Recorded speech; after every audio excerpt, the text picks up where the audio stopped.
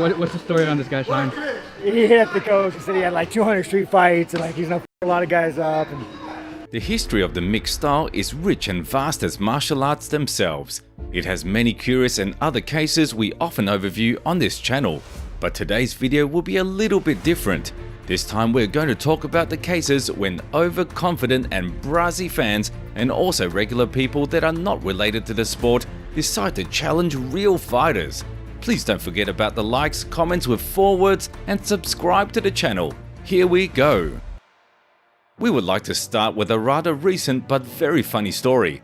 If you remember, there was a famous American athlete who successfully competed in the 2000s and earlier years, Eric Esch, nicknamed Butterbean. This guy tried himself in different disciplines such as boxing, pro wrestling, kickboxing, mixed martial arts, and that's not the end of the list. During his long and vivid career, Eric had time to share the ring with many legendary performers and contribute to the development of martial arts. A dramatic difference between Esch and other fighters was that he didn't look super athletic, slim and fit, and also his signature boxing shorts in American flag style. He was a huge guy with a granite chin and hammers in both hands. And the story that happened to him dates back to 2002. Hi, I'm Johnny Knoxville. Welcome to Jackass. 3, 2, 1, fire!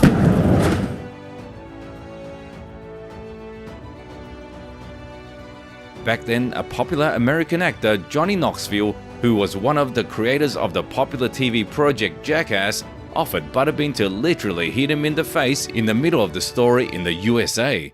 It might sound like a joke, but in reality, that's exactly what was going on. The concept of Jackass was based on a bunch of skaters doing silly, dangerous, and sometimes absolutely inappropriate things for entertainment. At first glance, what started as a joke and complete recklessness ran by a bunch of idiots in the end turned into a real phenomenon that became an inseparable part of the culture of the 2000s. Because despite their signature disclaimer, "Don't try this at home," all of their actions still inspired many imitators, gumming the YouTube up. In one of such episodes, Johnny Knoxville linked up with Eric Esch. I'm Johnny Knoxville. I'm Butterbean. Today we're going to do a little boxing. All these guys came to the local store.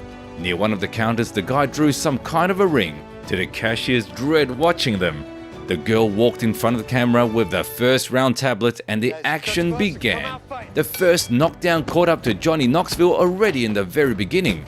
Butterbean cracked down on a poor TV host with all the fury he had. Soon, this beating came to an end, which was quite expected, because the sounds with which Butterbean was smashing his opponent made everybody tremble. Eric Esch did not just knock Johnny Knoxville out, he literally beat the shit out of his head. Poor guy got away with a concussion and a cut on the head that later had to be sewn up. Is Butterbean okay? And by knockout in the first round, new champion, Butterbean. Woo, yeah! The next video we would like to show you dates back to April of 2012. In those times, the fighter from Arizona, Chad Griggs, was competing in the world's best league. Even though he failed to show the best of him in the UFC, he looked rather good on the local scene.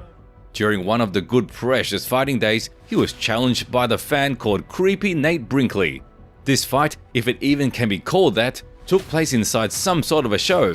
The point was that regular guys were given an opportunity to experience the full power of true athletes and last with them in the ring for at least 3 minutes. I am known as Creepy Nate outside of the ring, and I kind of like that name. I was breastfed till I was 5 by my grandma, and that kind of irritates me, so I think that's part of the fighting lifestyle. Going into the ring right now, I'm pretty excited. I think it's going to be a good time. These guys, there's no question these guys are coming at us and want to try and put the hurt on us, so it's going to be fun. We're just going to put our heads down and swing. The fan was the first one to attack. He had time to throw only one straight shot and then got caught with a counterattack that viciously knocked him down. The referee counted to 8 and the fight resumed. This time, Creepy Nate decided to turn up and added more footwork.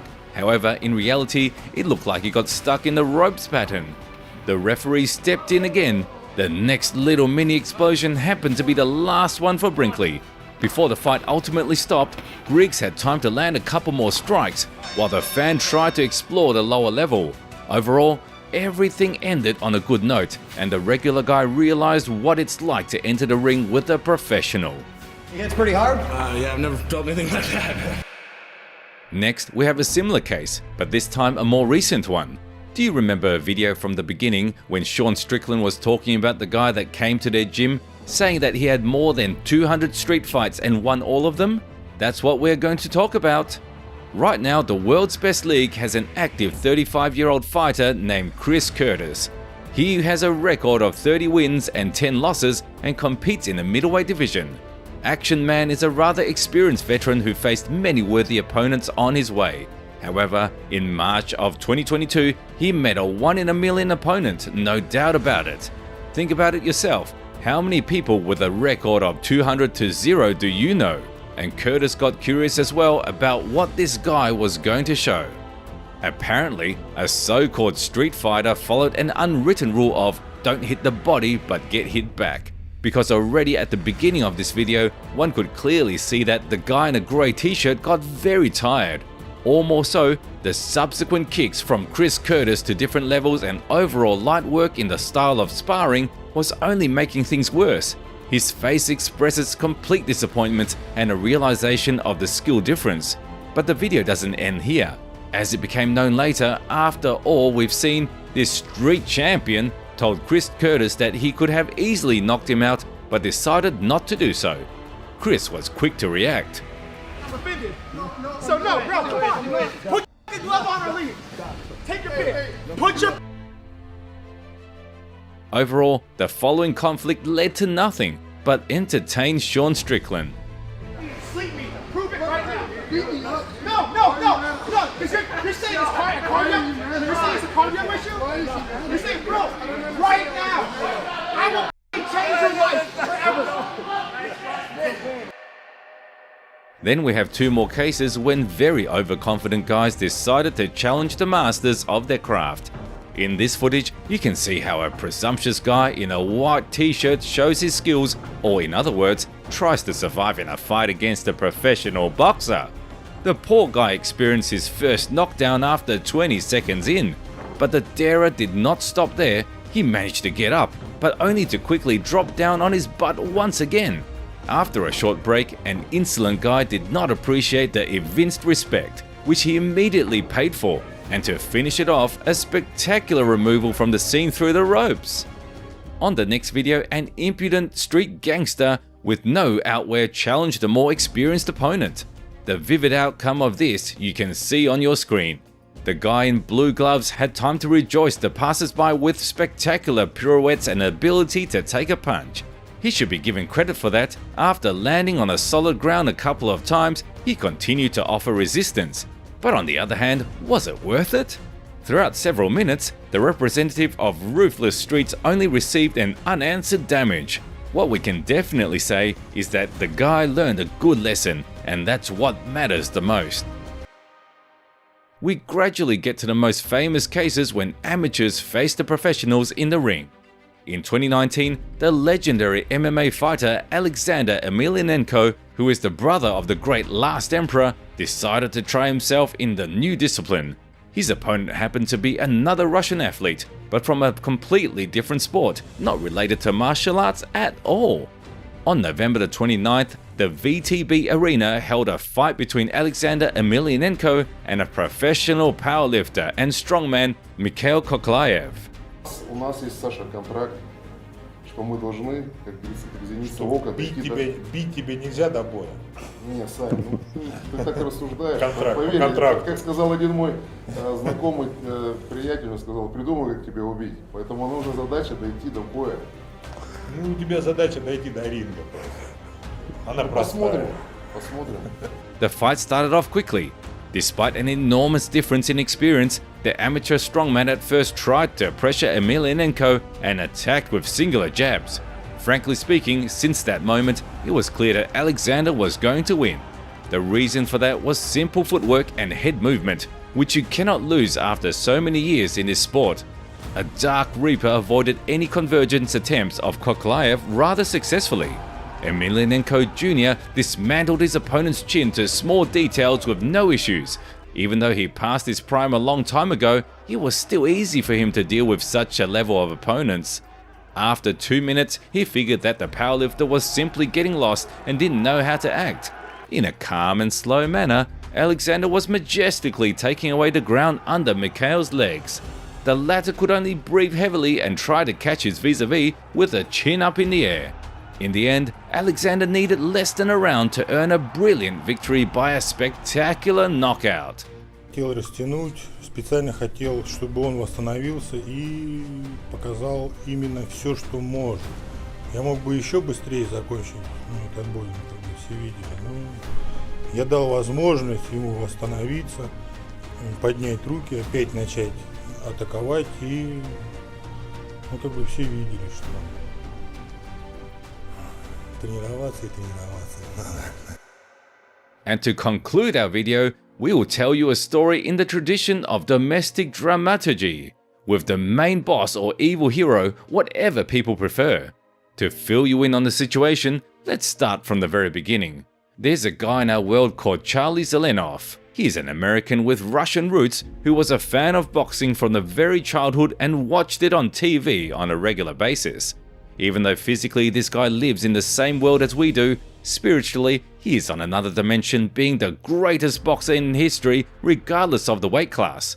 On social media, he calls himself the pound-for-pound god, and in the bio he mentions a record of more than 300 wins with no losses. On top of that, Charlie claims to be the undisputed champion in 3 different organizations and the highest paid boxer in the history of the sport. And it would be okay if in 2010 an unrecognized star did not draw attention by uploading the videos on YouTube. On this footage, you can see how he jumps regular people in the gym, trying his best to do damage. The main thing is that initially he agrees to have a light sparring for the video, and when they accept it, Charlie cannons at them and declares himself the winner after a couple of punches. The first time Zelenov was talked about dates back to 2011. Then he was actively calling out Floyd Mayweather Jr. Charlie promised to knock the legend out in 20 seconds. Despite big words, nobody paid attention to the Russian American. Then Zelenov switched things up and came up with an idea of how to get to Mayweather Sr. The guy came to the great boxer's father's gym and started a fight. Not sparring, he suddenly jumped at an old man with his fists. Sure, Floyd Sr. did not expect such a villainy, but quickly figured things out and punished the young upstart for inappropriate behavior. After that, people started to talk about Charlie, and he found himself in a gym with Mike Tyson's son. The result of a beating and an attempt to escape can be seen on this video. Okay, ready? Go!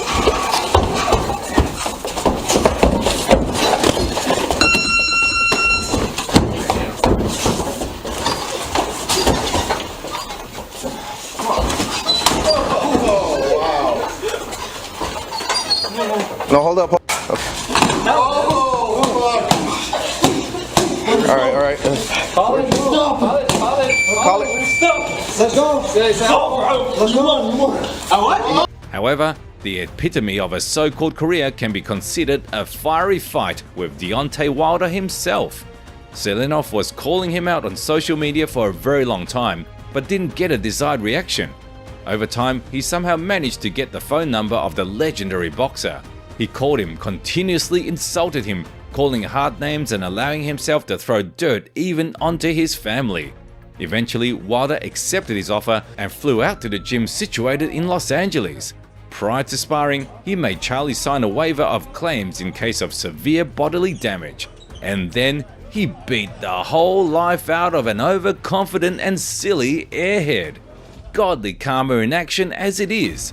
Overall, that was the end of Charlie Zelenov's career, who happened to be a pathetic internet troll with evident brain disorders. And that's the end of today's video. Leave your opinion in the comments below. Which of the aforementioned cases did you like the most? Hit the like button if you also think that it's not a good idea to challenge professional fighters. And of course, subscribe to the channel if you don't want Charlie Zelenov to call you out. And that's it for today, friends. See you soon.